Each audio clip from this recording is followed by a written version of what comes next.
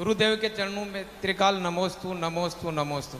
गुरुदेव 4 महीने पहले एक मतलब महाराष्ट्र की एक लेडीज़ का फ़ोन आया मेरे पास कि मेरा बच्चा गुम गया। तो वो परेशान थी, तो हम तीनों साथ थे, तो उन्होंने कहा मेरे 5 माला फेर ले। गुरुजी ने कहा, तो उसने 5 माला फेरी, रोज के राम राम के, उस बच्चा आ गया वापिस लौट के। तो आज ऑनलाइन आप उसका आशीर्वाद दे दो। अच्छा, संगा ऐसा संवादन है। देख रही हो आज। मैं इनके प्रश्न को दोहरा देता हूँ। एक महिला का बार बार नांदनी से फोन आ रहा था इनके पास, अजैन है, कि उसका बच्चा गुम गया। अब राजू भैया हमारे तक बात नहीं पहुंचाए, तो उन्होंने उससे कहा कि 5 माला फेर लेना, तुम्हारा बेटा मिल जाएगा। और उस माँ की श्रद्धा और उसका गुरु के प्रति समर्पण, उसका बेटा उसकी माला फेरने से वापस आ गया। और वो माँ लगभग हर दिन फ़ोन करके कहती है कि गुरुजी का आशीर्वाद दिलवा दो। तो उनके लिए मेरा आशीर्वाद है, और अच्छे से आशीर्वाद मिलेगा। आप यहीं पर आ जाएं, नहीं तो नांदनी के पास नांदरे गांव है, वहाँ इस साल आचार्य श्री ने 4 महाराजों को भेजा है चातुर्मास के लिए, उनके दर्शन कर लेना। बाकी श्रद्धा जो होती है सारे काम कर देती है। एक बार एक व्यक्ति का फ़ोन आया, बाहुबली के पास बिहार में था वो, उसने बोला कि बड़ी परेशानी है। तो बाहुबली ने कहा कि इनको कौन सी माला दे दें। तो मैंने कहा आप बताओ, तुम हमारे साथ रहते हो। बोले ओम ह्रीम नमः की माला दे दें। मैंने कहा हाँ, शांति मंत्र है।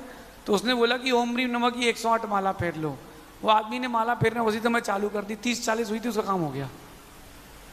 तो माला फेरने से मतलब भगवान के स्मरण के साथ साथ जो श्रद्धा रहती है उससे काम बनता है। उनके लिए बहुत आशीर्वाद है।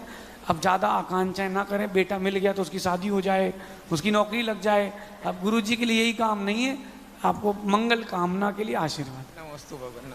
अगली जिज्ञासा के लिए तैयार रहेंगे उमंग हरसोरा जी। नमोस्तु नमोस्तु नमोस्तु महाराज जी, मेरी जिज्ञासा यह है कि हम अपने ज्ञान में वृद्धि कैसे करें। बहुत अच्छी बात बेटा, ज्ञान में वृद्धि के लिए ध्यान की वृद्धि करना चाहिए। यहाँ चातुर्मास में अपन ने 10 लक्षण में ध्यान का शिविर लगाया था, याद है? और मुझे पूरा विश्वास है कि बहुत ही कम लोग होंगे गिने चुने जिन्होंने उसके बाद ध्यान किया होगा, जो आज तक कर रहे होंगे। 10 दिन तो लोगों ने मुझसे कहा महाराज जी क्या ध्यान कराया आपने, 1 घंटे तो पता ही नहीं हम लोग कहाँ हैं, हवा में थे। और 11वें दिन वापस जो नीचे आए तो फिर ऊपर गए ही नहीं। बेटा ज्ञान की वृद्धि के लिए ध्यान की वृद्धि करना चाहिए। केवल किताबों से पढ़ने से ज्ञान नहीं होता, क्योंकि किताबों के पढ़ने से अगर ज्ञान होता तो कोई श्रुत केवली नहीं बन पाता।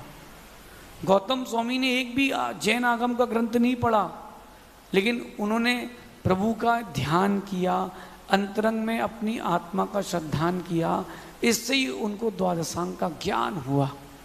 तो बेटा मेडिटेशन चालू करें।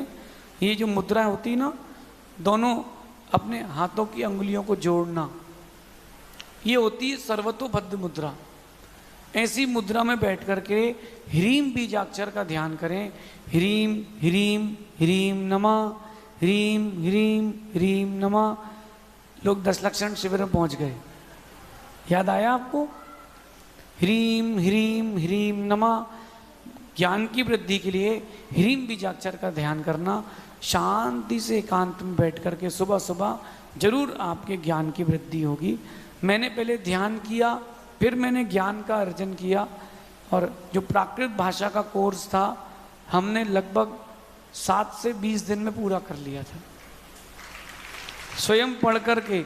हम जब कर्नाटक गए थे और हमने वहाँ कन्नड़, हाड़े कन्नड़, तमिल, तुड़ु, तिगलारी, इतनी सारी लिपि और भाषा पढ़ी। बेटा हमने कोई 13 दिन में पढ़ी, कोई 5 दिन में पढ़ी। ब्राह्मी लिपि हमने 1.25 घंटे में पढ़ी थी। तो बेटा ध्यान करोगे तो कैपेसिटी, स्टोरेज कैपेसिटी बढ़ेगी, और फिर जब ज्ञान का अर्जन करोगे तो अच्छे से स्टोर होगा। इसलिए ज्ञान चाहिए है तो ध्यान करो, ऐसा समझिए। नमोस्तु। अगली जिज्ञासा के लिए तैयार रहेंगे।